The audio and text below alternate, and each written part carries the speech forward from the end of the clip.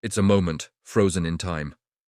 A single note of a song that cuts through the noise of 10,000 people. A color that washes over the arena, changing everything. We think we know the script. We've seen the heroes rise and the villains fall. We've become experts in the predictable rhythm of the show, the comfortable cadence of manufactured drama. We anticipate the surprises, predict the betrayals, and nod knowingly when the story goes exactly where we thought it would. But every so often the script is torn to shreds. Every so often something happens that reminds us that the most powerful moments are the ones that were never written down. A moment so real, so raw, that it silences the machine itself. This is the story of one such moment, a story not about a championship or a rivalry, but about a ghost who walked back into the light, and the world that was left trembling in her wake. Nobody expected her back, not really. Her name had become a whisper, a piece of trivia for the most dedicated fans. She was a ghost story the new generation of wrestlers told each other, a cautionary tale about the crushing weight of a famous last name. For 5 years, she was simply gone.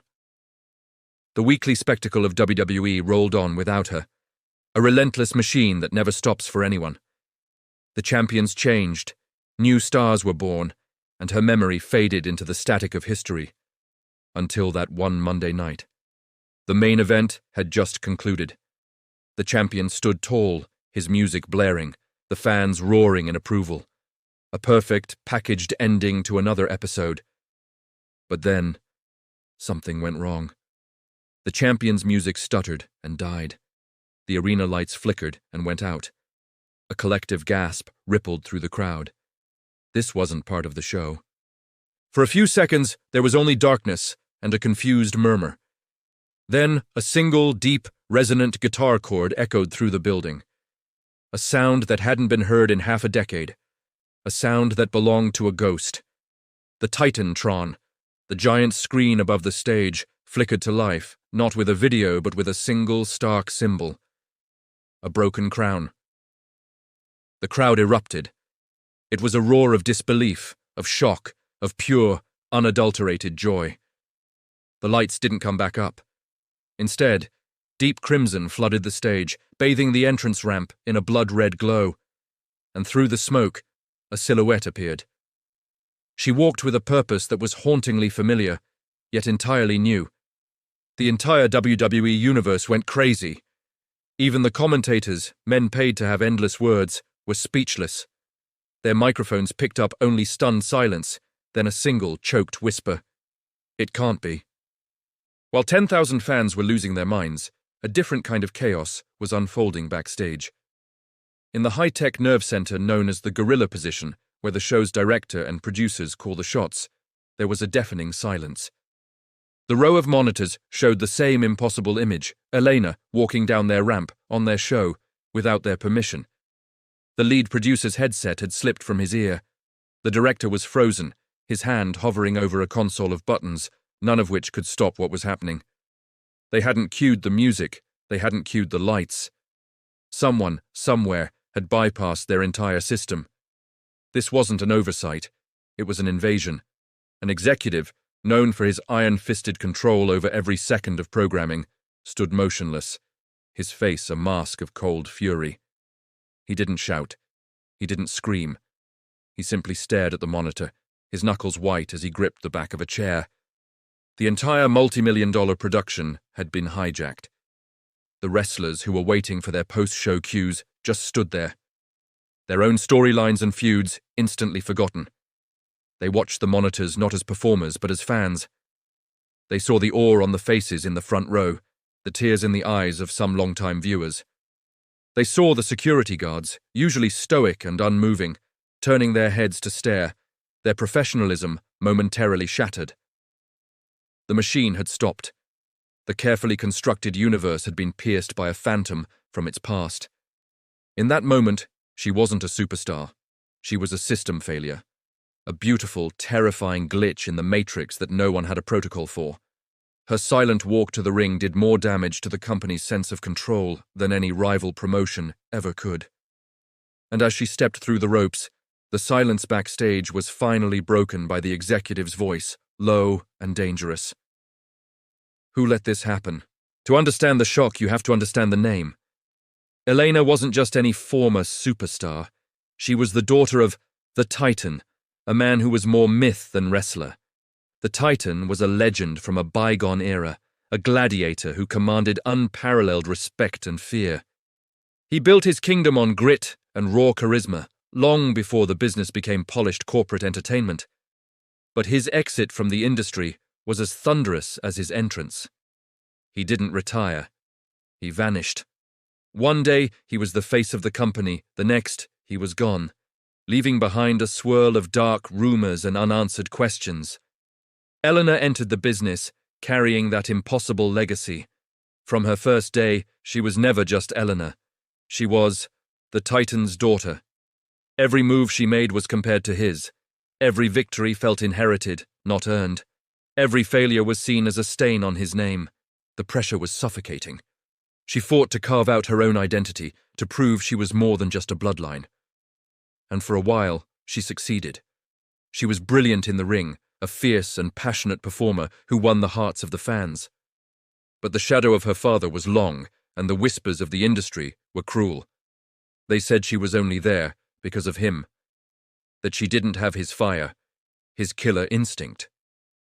She grew tired. Tired of the comparisons, tired of the politics, tired of fighting a ghost. So 5 years ago, after a controversial loss that felt more like a corporate slight than a legitimate defeat, she did the one thing her father never did.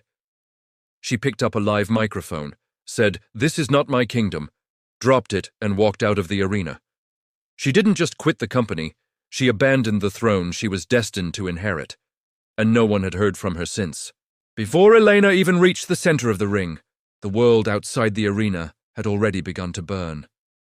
The 6-second clips of her entrance went viral on social media before the broadcast feed could even cut to a commercial. The phrase, "she's back," was trending worldwide in under 2 minutes, outpacing global news headlines. It wasn't just wrestling fans. People who hadn't watched in years were texting their friends, "Are you seeing this?" News outlets, from sports blogs to mainstream publications, scrambled to write articles, their headlines a mix of confusion and excitement. Former star makes unscheduled, shocking return to WWE. The internet became a real-time archaeological dig. Fans unearthed her old interviews, dissecting her last words before she left. They posted side-by-side photos of her then and now, the fiery, hopeful rookie versus the cold, determined woman who stood before them now. Her expression was different. The fire was still there, but it wasn't for the crowd. It was an internal, controlled burn. The speculation was rampant. Was she signed? Was this a hostile takeover? Was her father involved? Every second of her return was analyzed. The way she walked, the fact she made no eye contact with the fans, the symbolism of the broken crown on the screen. It was a flood of content, a digital tidal wave that the company couldn't control. Their own social media team was left in the dark, posting generic, confused statements that only fueled the fire. For one night, the WWE wasn't the storyteller. They were just another spectator, watching the narrative being written, second, by millions of people around the globe. Elena's return wasn't just a moment in wrestling, it had become a piece of public domain, a story that now belonged to everyone. And the pressure of that global attention was a weight far heavier than any championship belt. The shockwave of Elena's return hit the locker room like a physical blow, and in its aftermath, the cracks began to show. The space instantly became a house divided. On one side were the younger wrestlers, the ones who grew up watching her. To them, she was a legend, a symbol of rebellion. They saw her return not as a threat, but as an inspiration. They watched the monitors with wide-eyed awe, whispering about the courage it must have taken to come back on her own terms. Her presence made the whole industry feel bigger, more important. They felt a renewed sense of passion, a belief that anything was possible. Her silent rebellion against the corporate machine was something they had only dreamed of, and seeing it happen live filled them with a dangerous sense of hope. Maybe the system could be challenged after all. On the other side were the veterans and the established stars. They weren't inspired, they were infuriated. They had spent years grinding on the road, staying loyal, playing the political games and earning their spots. To them, Elena hadn't earned this. She had taken her ball and gone home. Now she was back, hijacking the main event, and instantly becoming the biggest story in the world without wrestling a single match. They saw it as the ultimate act of disrespect, another example of how a famous last name was worth more than a decade of hard work. In a quiet corner of the locker room, a grizzled veteran sat taping his wrists, not even looking at the screen. A rookie approached him, buzzing with excitement. "Can you believe it?" the rookie asked. The veteran didn't look up. "Kid," he said, his voice low and gravelly. "Names like hers are a different set of rules. She's not here for a spot on the card. People like that, they're here to burn things down." Hundreds of miles away, in a secluded home nestled in the mountains, a man sat in a worn leather armchair, the only light in the room coming from the glow of a television screen. It was the Titan. He looked older, his famous strength now weathered by time and solitude. But his eyes were the same, intense, burning, and now filled with a complex storm of emotions. He watched his daughter step into the ring, his ring, and felt a tremor of something he hadn't felt in years. It was a mix of terrifying pride and profound fear. He had pushed her away from this life, begged her to build a world for herself, far from the darkness that had consumed him. He thought he had succeeded. He thought she was free. Seeing her back there, surrounded by the same serpents who had poisoned his career, felt like a personal failure. His hand trembled slightly as he reached for the old battered smartphone on the table beside him. He opened a message thread with her. It was years old. The last message was his. "I'm proud of you. Stay away." He started to type, his large thumbs clumsy on the small screen. "Why are you back? Are you okay?" He typed, deleted. "You shouldn't be there." Deleted. "I'm here if you need me." He stared at the words. Was he? Could he be? His exile was self-imposed, a penance for sins the world knew nothing about. Reaching out to her now would be pulling her back into his storm. He looked from his phone to the screen, where his daughter stood alone, a solitary figure against the world. His thumb hovered over the send button for a long, agonizing moment. Then, with a heavy sigh, he turned the phone off and placed it face down on the table. The call was not made. The message was not sent. In his silence, a new chasm opened between them. For a full week, the company and the world waited. Elena had vanished as quickly as she appeared, leaving a storm of questions in her wake. The company offered no explanation. Finally, it was announced she would open the next week's show. The anticipation was electric. The world expected a fiery speech, a challenge to the champion, an explanation for her actions. When her music hit this time, the crimson lights flooding the arena, the reaction was even louder. She walked to the ring with the same cold purpose, but this time, a microphone was waiting for her on a stand in the center. She circled it for a moment, letting the chants of her name wash over her without a hint of emotion on her face. The arena slowly fell silent, every single person leaning in, desperate to hear the words that would explain everything. She picked up the microphone, her hand steady. She didn't raise it to her lips. She held it at her side, her eyes scanning the sea of faces, though she seemed to be looking through them, at something far away. Minutes felt like hours. The silence in the arena was absolute. The tension was almost unbearable. Finally, she lifted the microphone. She took a deep breath. The world held its breath with her, and she spoke. But it wasn't a challenge. It wasn't a threat. It was just 4 words, delivered in a voice that was quiet, clear, and filled with a chilling resolve. "You know what you did." That was it. She placed the microphone back on the stand, turned, and walked out of the ring, her music swelling as she disappeared up the ramp. The crowd was left in stunned confusion. The commentators were baffled. Who was she talking to? The champion? The executive? Her father? The 4 simple words were not an explanation. They were a declaration of war aimed at a hidden enemy. She hadn't returned for the fans or for a title. She had returned for one person, and she had just let them know she was coming for them. The cryptic message sent a new wave of paranoia through the backstage area. Everyone was a suspect. Wrestlers eyed each other with suspicion. Executives held closed-door meetings. Elena was a ghost haunting the halls. Her presence felt everywhere, even when she was nowhere to be seen. That night, as she was preparing to leave the arena, a figure emerged from the shadows of the parking garage. It was the current champion, the very man whose celebration she had interrupted. He was a corporate-approved star, the polished face of the company, everything she and her father were not. Security tensed, ready to intervene, but Elena gave them a slight nod to stand down. He approached her, not with aggression, but with a look of weary understanding. He didn't say hello, he just leaned against the wall a few feet from her. "That speech," he began, his voice low, "was not for me." It wasn't a question. Elena remained silent, her gaze fixed on the city lights beyond the garage. "I know who it was for," the champion continued. "He was here long before I was, long before you were. He has a way of making legacies disappear."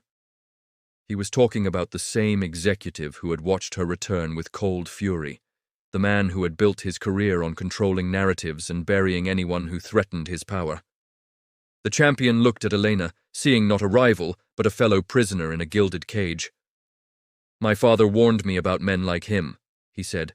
"Yours probably did too." He pushed himself off the wall. "I can't help you," he admitted, "but if you're going to burn down the throne room, just tell me first, so I can get my things out." He walked away, leaving Elena alone. It wasn't an alliance.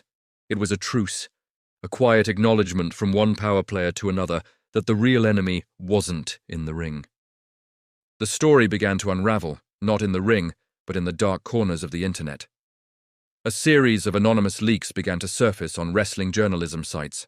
Old contract details, redacted emails, memos from closed-door meetings from over a decade ago. It was a slow, methodical release of information, each piece a breadcrumb leading back to one man, the powerful executive. The leaks painted a dark picture. The Titan hadn't just left the company.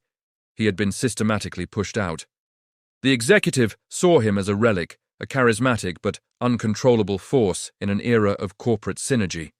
He had orchestrated a campaign to tarnish the Titan's reputation, planting stories of him being difficult to work with, fanning the flames of ego, and ultimately cornering him with an impossible contract that would have stripped him of his name and his legacy. The Titan chose to walk away rather than let the man own his soul. He vanished to protect his family and what little he had left.